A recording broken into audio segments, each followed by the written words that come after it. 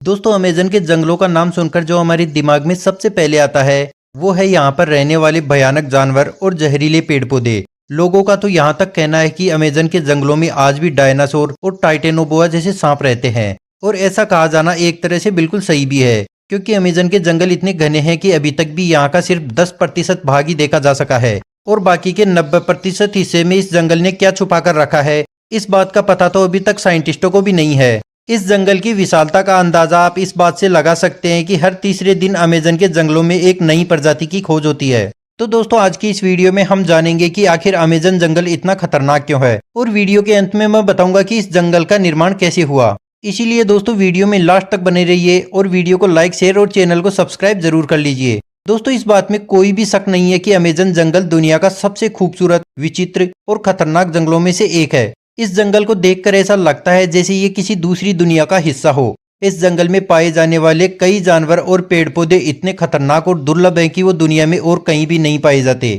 साथ ही इस जंगल में प्राचीन वक्त के टाइटेनोबोआ जैसे सांपों को देखे जाने का दावा किया जाता है, जो डायनासोरों के साथ ही विलुप्त हो गए थे।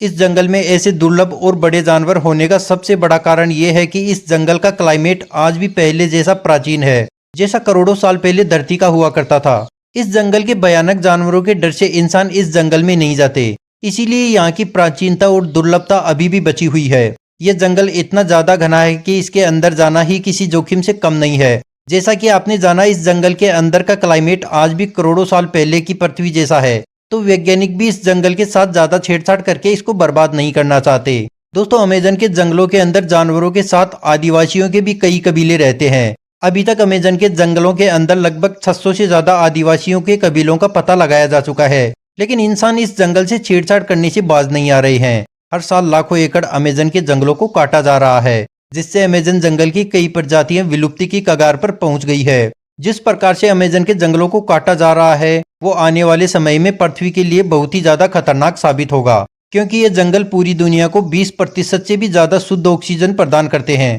अमेजन के जंगलों का क्षेत्रफल इतना बड़ा है कि ये 9 देशों में फैला है, जिसमें 60% ब्राजील, 13% पेरू, 10% कोलंबिया और बाकी का हिस्सा Guyana, Ecuador, Venezuela, Bolivia, Suriname और फ्रेंच गुयाना है। जितने जानवर पूरी दुनिया में है उसके 1/3 जानवर तो अकेले अमेजन के जंगलों में ही पाए जाते हैं। अमेजन के जंगलों में 16,000 से भी ज्यादा प्रजातियों के लगभग 390 अरब पेड़ हैं। कहा जाता है कि इस जंगल में जितने तरह के कीड़े और जीव जंतु मिलते हैं उनमें से केवल 10% के बारे में ही साइंटिस्टों को अभी तक पता लग पाया है। दोस्तों अमेजन के जंगलों में 3,000 से भी ज्यादा खतरनाक प्रजातियों की मकड़ियां पाई जाती है। दोस्तों अमेजन के जंगलों की जो सबसे खास बात है वो ये है कि आखिर ये जंगल बना कैसे। हाल ही में कुछ स्टडी से पता चला है कि डायनासोर जैसे बड़े जीवों को मारने वाला एस्ट्रॉइड ही इस ट्रॉपिकल जंगल के निर्माण के लिए जिम्मेदार है। इन ट्रॉपिकल जंगलों का निर्माण उसी एस्ट्रॉइड के कारण हुआ था, जो आज से लगभग 65 मिलियन साल पहले पृथ्वी से टकराया था। इस दौरान पृथ्वी पर राज करने वाले 25 किलो से अधिक वजन के लगभग 75% जीवों की प्रजातियां पूरी तरह से विलुप्त हो गई थी, जिनमें डायनासोर और टाइटेनोबोआ जैसे भयानक जानवर भी थे। अगर ये उल्कापिंड पृथ्वी से नहीं टकराया होता तो डायनासोर कभी खत्म ही नहीं होते, और अगर डायनासोर खत्म नहीं होते तो अमेजन जंगल इतना घना नहीं होता, क्योंकि धरती पर डायनासोरों की तादाद बहुत ज्यादा थी, जिनमें काफी सारे शाकाहारी डायनासोर भी थे, और वो इन जंगलों को घना होने से पहले ही पेड़ों को खा जाते थे।